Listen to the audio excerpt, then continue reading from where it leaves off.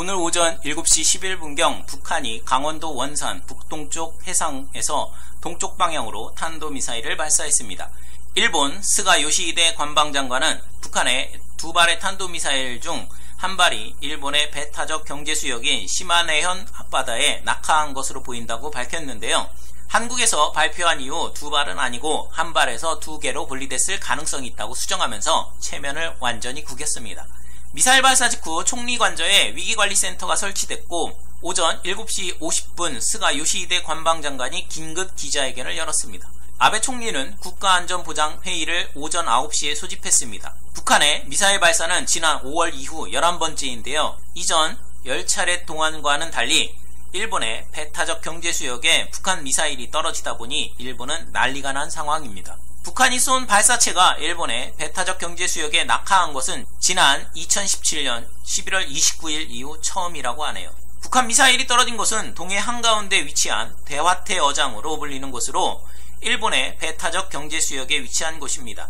동해바다 중 상대적으로 얕은 곳으로 큰 어장이 형성되는 곳인데요. 이 어장의 가치가 매우 높아 우리나라는 1998년 신한일 어업협정 당시 이 어장의 절반을 사용할 수 있는 대가로 독도 해역을 우리 배타적 경제수역으로 삼지 못하고 두 나라 간의 중간 수역으로 정하게 되는데요. 이 때문에 현재 더 큰 분쟁이 생기게 된 상황입니다. 아무튼 대화태 어장은 한일 양국이 공동으로 관리하는 중간 수역으로 양국 어선 모두 조업이 가능합니다. 오징어가 많이 잡히는 황금어장으로 매년 6월과 10월 일본 어선들이 집중적으로 몰린다고 합니다. 오늘 북한이 왜 이 대화태 어장에 미사일을 쐈는지를 알려면 현재 북한 상황을 이해하셔야 합니다. 최근 북한 어선이 이 대화태 어장에 때로 몰려들면서 일본과의 외교적 마찰 우려가 커지고 있는데요.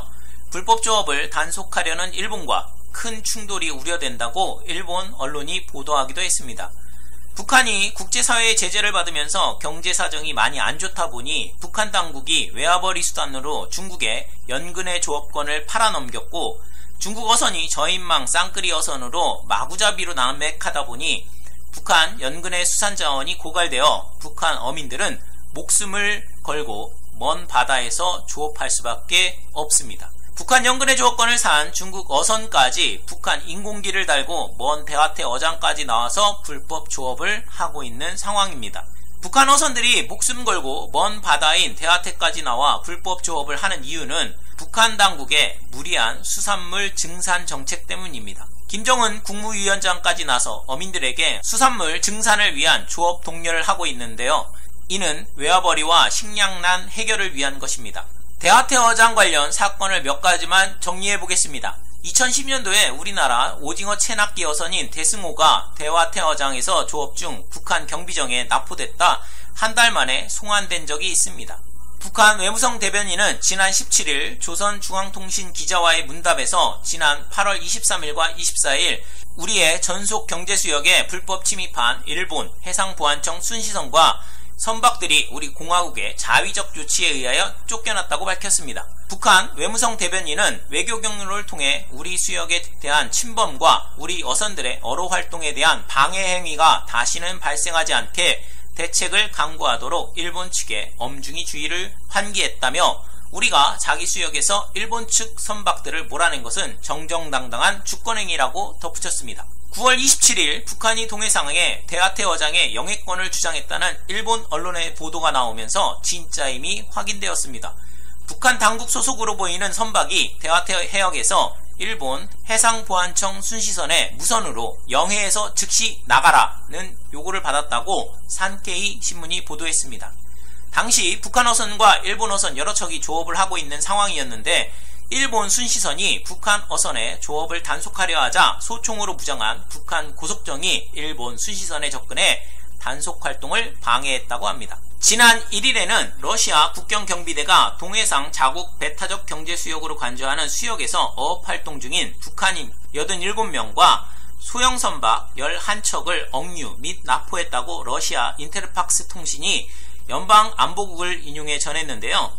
지난달 17일 북한 어선 2척과 소형 어선 11척을 적발해 어선과 선원 161명을 납포했고 27일에도 북한 어선 8척과 선원 262명을 추가로 납포했다고 밝혔습니다.